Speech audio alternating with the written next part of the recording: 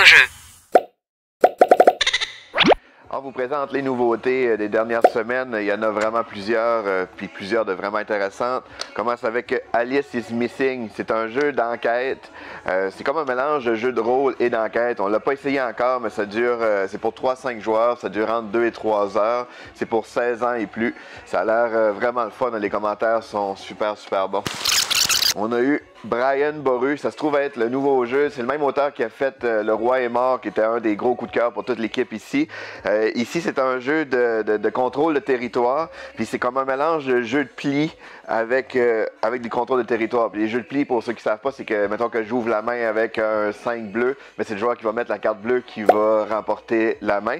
Ça va permettre de contrôler certains territoires, mais il y a une mécanique vraiment intéressante parce que ceux qui perdent vont pouvoir aller faire monter des scores sur d'autres pistes aussi. Il y a vraiment plusieurs façons de faire des points, puis on veut souvent perdre le pli autant que des fois on veut vraiment le gagner. Fait que ça fait vraiment une belle dynamique du jeu.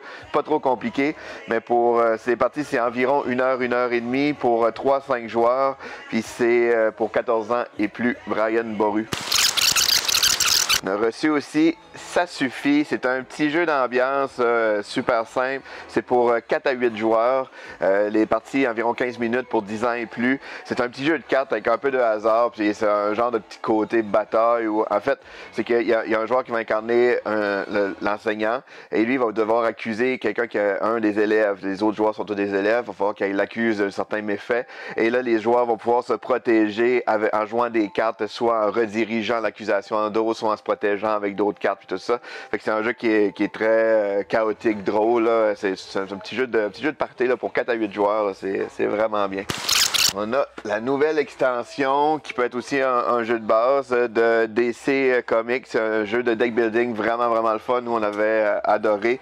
C'est un jeu de deck building quand même assez simple. Et puis, c'est pour 2 à 5 joueurs à partir de 14 ans. Fait que c'est des nouvelles cartes. On peut s'en servir comme jeu de base ou extension. On a reçu Ecosphère aussi, qui est un jeu pour 2 à 5 joueurs. Les parties d'environ 30 minutes pour 10 ans et plus. C'est un super beau jeu, là, belle thématique. Puis c'est un jeu de stratégie là, avec des cartes. La nouvelle version de Great Western Trail est arrivée, c'est la 2e édition. C'est le même jeu qu'on connaît déjà avec des petites améliorations dans le jeu, améliorations visuelles, petites modifications dans les règles. Mais c'est quand même le même jeu qu'on connaît. C'est un gros coup de cœur, là. On l'avait beaucoup aimé. C'est un jeu d'Alexandre Pfizer, c'est le même qui a fait Maracaibo, qui a fait celui-là, Expedition to New Dale. Il a vraiment fait plein de bons jeux, puis ça c'est probablement un de ses meilleurs. C'est pour 2 à 4 joueurs, 1 à 4 joueurs en fait pour 12 ans et plus, puis les parties c'est entre 75 minutes à 150 minutes.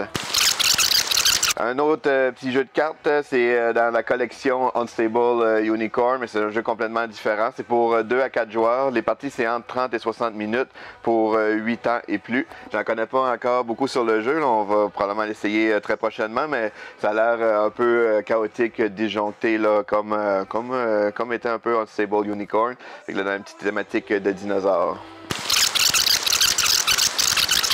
On a reçu le cliché du siècle. C'est tout nouveau jeu pour 2 à 4 joueurs, 10 ans et plus, 45 minutes. On a joué hier justement. On a adoré. C'est vraiment un petit jeu de déduction assez simple. Puis c'est vraiment mignon. En fait, on a chacun un paravent qui représente une pièce. Puis on a plein de petits personnages. Fait que tout le monde a un peu le même setup comme ça. Puis tous les joueurs reçoivent des enveloppes. Puis dans chaque enveloppe, il va y avoir 3 demandes de chaque invité.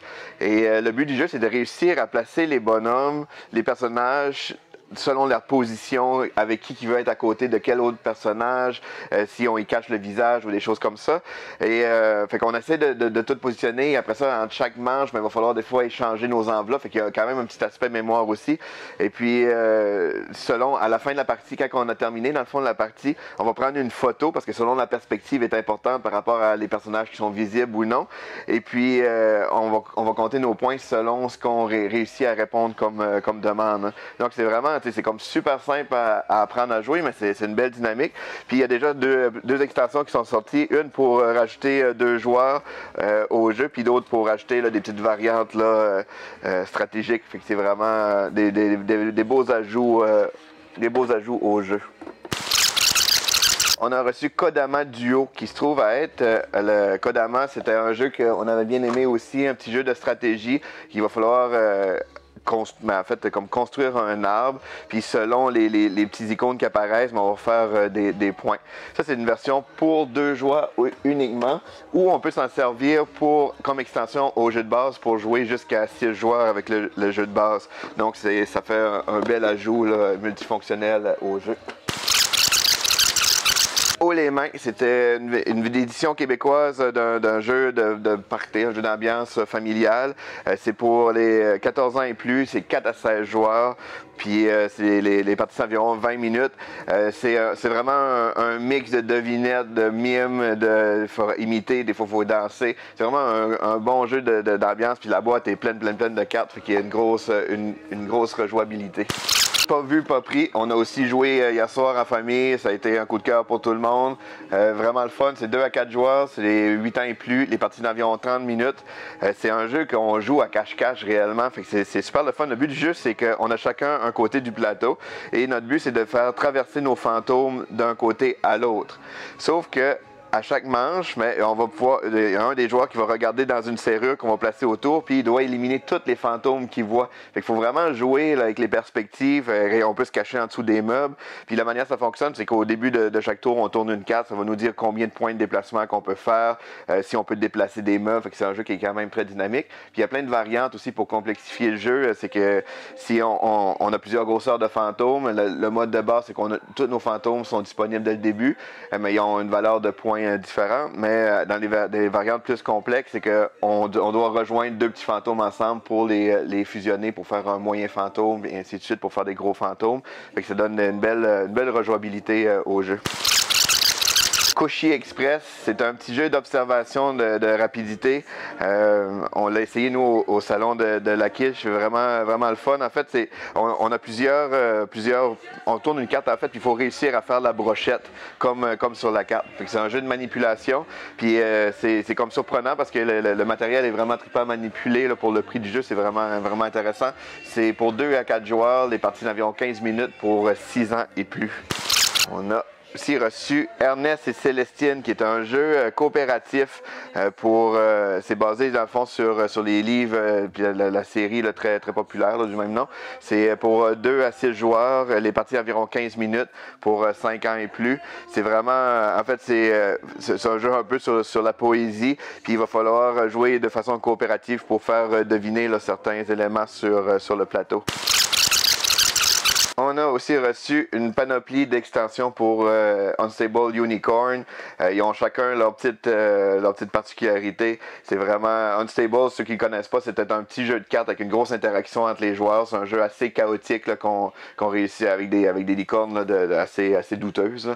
Et puis c'était pour 2 à 6 joueurs. Des parties c'est 30-45 minutes. Et c'est vraiment le fun. Puis là c'est pour rajouter un peu plus de variété au jeu de base. Fait que ça fait le tour pour les nouveautés de cette semaine. Lis le jeu.